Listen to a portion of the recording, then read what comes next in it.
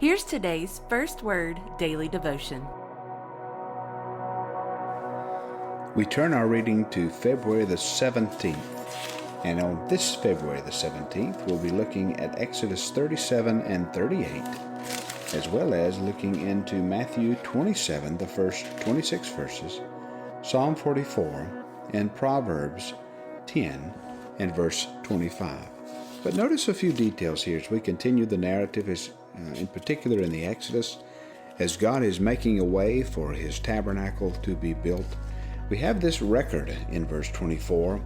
All the gold that was used for the work and all the construction of the sanctuary, the gold from the offerings was 29 talents, 730 shekels by the shekel of the sanctuary. The silver from those of the congregation who recorded was 100 talents and 1,775 shekels by the shekel of the sanctuary, a bekah a head, that is, half a shekel by the shekel of the sanctuary, for everyone who is listed on the records from 20 years old and upward, for 603,550 men. 200 talents of silver were for casting the bases of the sanctuary, the bronze, the shekels, all of these details here. Here's the point of all of these details, at least for our purposes today, that I want to direct you.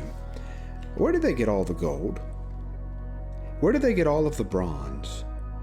Where did they get all of these precious metals? Well, remember, they got it from Egypt. They got it from their captors. Remember, they plundered the Egyptians. So, as they're building this tabernacle, as they're constructing this edifice, they're to remember, or this is to be a reminder of the past, as well as a perpetual reminder of the grace of God.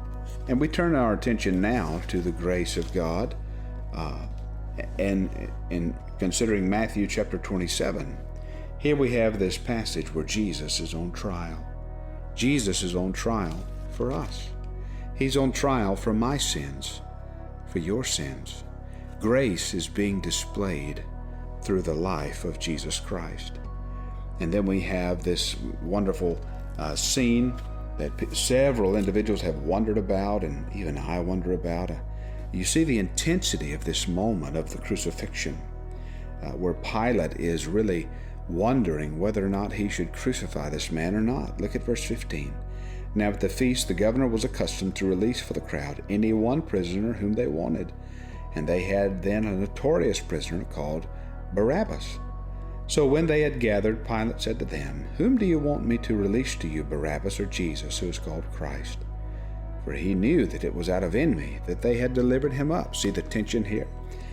Besides, while he was sitting on the judgment seat, his wife sent word to him, "Have nothing to do with that righteous man, for I have suffered much because of him today in a dream."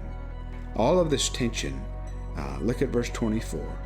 So when Pilate saw that he was gaining nothing, but rather that a riot was beginning, he took water and washed his hands before the crowd, saying, "I am innocent of this man's blood. See to it yourselves." And all the people answered, "His blood be on us and on our children." And then we come to verse 26. Then he released for them Barabbas, and having scourged Jesus, delivered him to be crucified.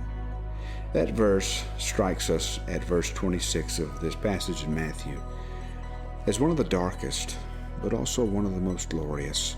And here again we just have the paradox of our own affections, because we realize, there again we're focusing on grace.